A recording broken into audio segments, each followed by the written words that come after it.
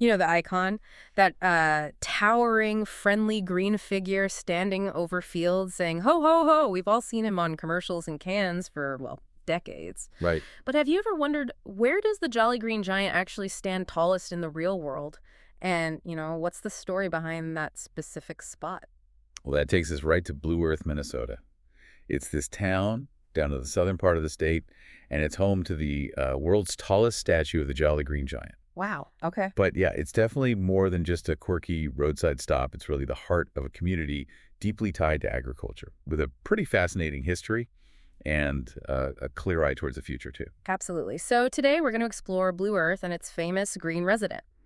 We'll unpack the story of how the giant, got there, discover what the town is really like beyond the landmark, Hmm. highlight what there is to see and do, and maybe uncover some genuinely surprising connections along the way. Think of this as your guide, whether you're actually planning to visit Blue Earth or maybe just curious about this unique piece of Americana. Sounds good. Let's get into it. We've looked through visitor guides, historical articles, community project details, and even some, well, surprising takes on the giant himself. Okay. So we're pulling out the most engaging details and insights for you, trying to give you a vivid picture of this place. All right, so let's start with the main attraction, the star. Standing almost 56 feet tall, the Jolly Green Giant statue is, well, it's impossible to miss. Definitely. It was put up back on July 6, 1979, and the reason for building such a massive monument. It was really designed to honor and celebrate the region's crucial role as a major supplier of corn and peas for the Green Giant Company. Ah, okay, makes sense. Yeah, and that local canning plant, it's actually still operating today now under Seneca Foods, processing those very same vegetables. Still going strong. So this statue, it holds the title of the world's tallest representation of the character. That's right. And when most people picture the mascot, they hear that signature ho, ho, ho, Oh, ho, ho. Yep. and they see that distinctive one-shoulder leaf dress. Which honestly seems a bit impractical. I mean, one source couldn't help but point out there are clearly enough leaves available for two shoulders. Huh. Good point. It's a strange, almost primal fashion choice, for such a benevolent figure.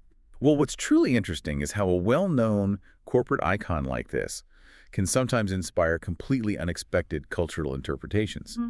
Get this, one source we found mentions a song that portrays the giant in a wildly different light, describes him as big and mean. Big and mean, the Jolly Green Giant. Yeah, and the lyrics get quite bizarre, speculating his meanness might stem from the difficulty he supposedly has finding a partner his own size. We're different. It gets weirder. The song even ventures into him seeking out Amazonian women and features a line about him touching one and getting slapped silly. Wow, that is. Quite a dramatic contrast to the friendly giant welcomed with open arms by the town. Right. It just shows the wild turns creative expression can take, even with familiar characters. But yeah, the real story in Blue Earth is definitely the deep, positive connection the community has with their giant. Definitely. And the town itself, Blue Earth, it has a name that tells a story just as rooted in the local landscape as the giant is in its agricultural heritage. Blue Earth. It sounds poetic, but you're saying it's more direct. It is. Blue Earth isn't just a nice name. It's quite literal in its origin. The town is named after the Blue Earth River that flows nearby. Okay, and the river got its name because? Because of the distinctive blue-black clay found along its banks. It wasn't just called Blue Earth. The earth was visibly blue-black in places. Huh, that's cool. Yeah, and this particular clay was significant to the indigenous people of the area, specifically the Majolicontan tribe of the Dakota Nation. They had their own names for this blue clay, referring to it as Makuta or Makata. Makota. Yeah. And while centuries of prairie grass growth have turned most of the topsoil black now, Right. you can apparently still see that telltale blue-black tint in the dirt when it's plowed and damp. It's a direct link between the town's name and the historical land itself. That is a fantastic detail, connecting the name right back to the geography and the people who lived there historically. Okay, so you've arrived in Blue Earth, you've seen the 56-foot giant, maybe grabbed some photos. What's the next step? Because the town has created a whole experience right there, hasn't it? They have. Just across the parking lot for the statue is the Giant Welcome Center.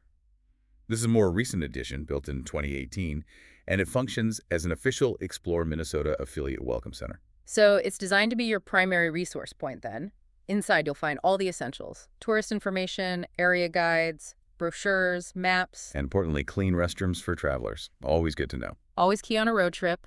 And if you're looking for a unique souvenir. This is the spot. The gift shop here is reportedly the only place you'll find certain Green Giant and Sprout-themed merchandise.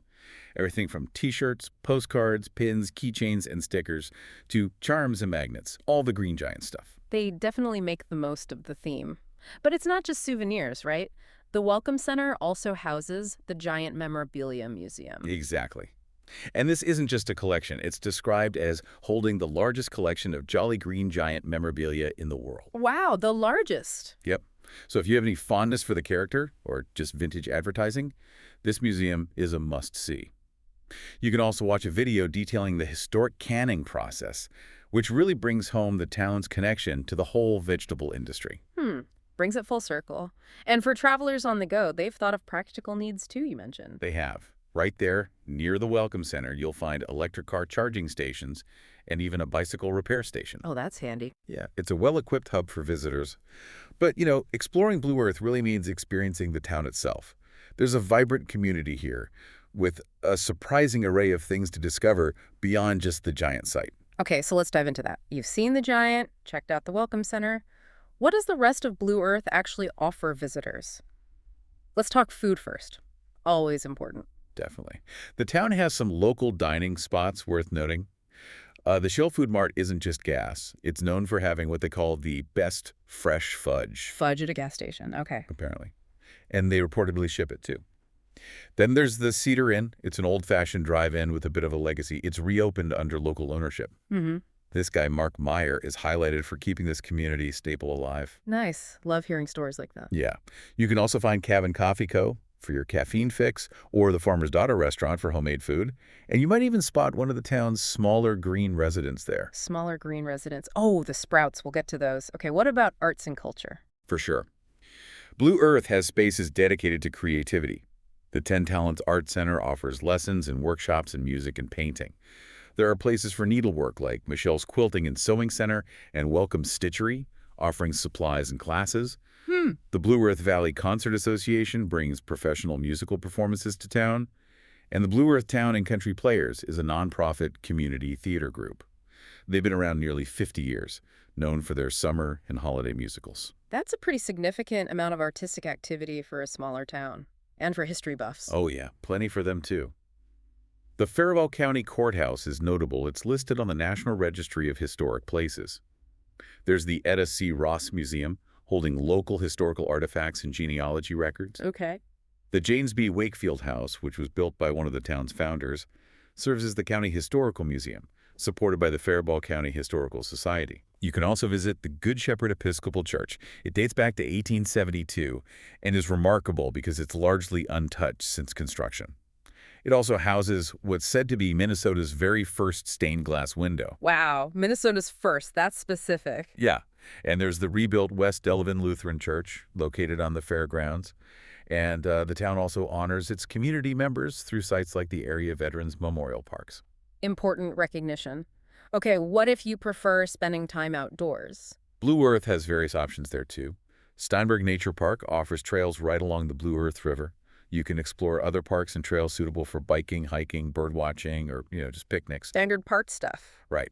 There's a municipal swimming pool and water park, opportunities for canoeing or kayaking on the river, and a renovated city campground that accommodates RV travelers. Good for road trippers. Definitely. In the colder months, there are groomed trails maintained by the Snow Rover Snowmobile Club for cross-country skiing, snowshoeing, and snowmobiling. Plus, there's the Riverside Town and Country Club, a semi-private, 9-hole golf course, which even has a golf simulator. Covering all the bases, year-round activities depending on the season. And you mentioned something earlier, the Little Sprouts. Yes! Here's a fun tip for visitors.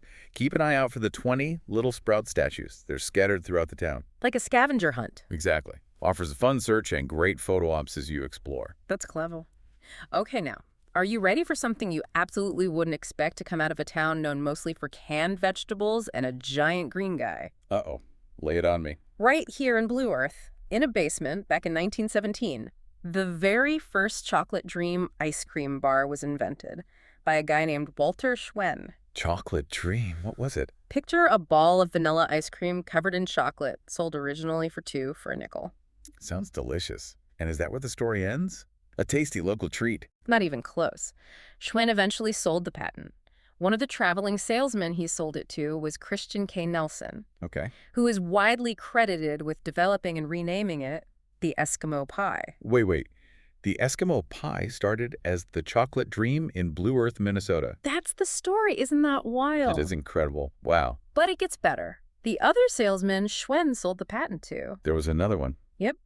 He went on to found his own very famous candy company. His name was Russell Stover. No, you are kidding me. Russell Stover, too. Seriously. So Blue Earth, Minnesota, home of the Jolly Green Giant, is also linked to the invention of the Eskimo pie and Russell Stover candies. That is genuinely mind-blowing. What a connection. Right. It certainly adds an unexpected layer to the town's history, kind of showcases a spirit of quiet innovation that went way beyond just agriculture. Absolutely.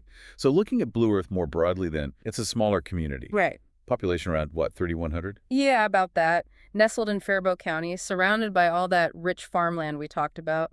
And its economy is pretty grounded in manufacturing and agriculture, which makes sense given the history with the Green Giant plant, now Seneca Foods, Right. and other key employers like Carry Ingredients and Tafco Equipment. But like a lot of small towns, it probably faces challenges, right? Maybe an aging population, keeping local businesses going through transitions. Exactly.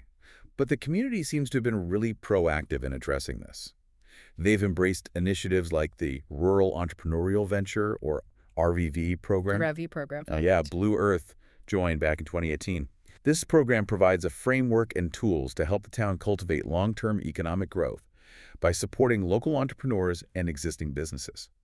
It's very much a grow-your-own philosophy, helping people navigate things like business planning and succession.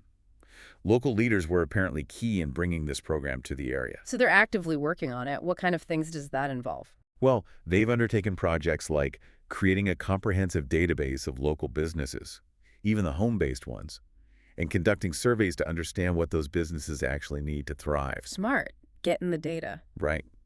And they've focused on keeping talent locally through programs like the SHOP program, that's the School to Home Opportunities Program. That's a shop. SHOP, Okay. which aims to make students and their parents aware of the diverse job and career paths available right there in Blue Earth, trying to keep the young folks around. That makes sense. And addressing business succession, you mentioned. That's huge in small towns. It really is, helping current owners plan for retirement so their businesses can hopefully continue serving the community instead of just closing down. Yeah.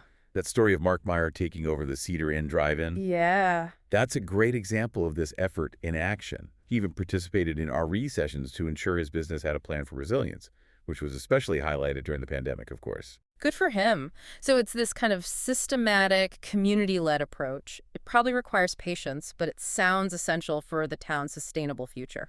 Absolutely. And that investment isn't just economic, it's cultural too.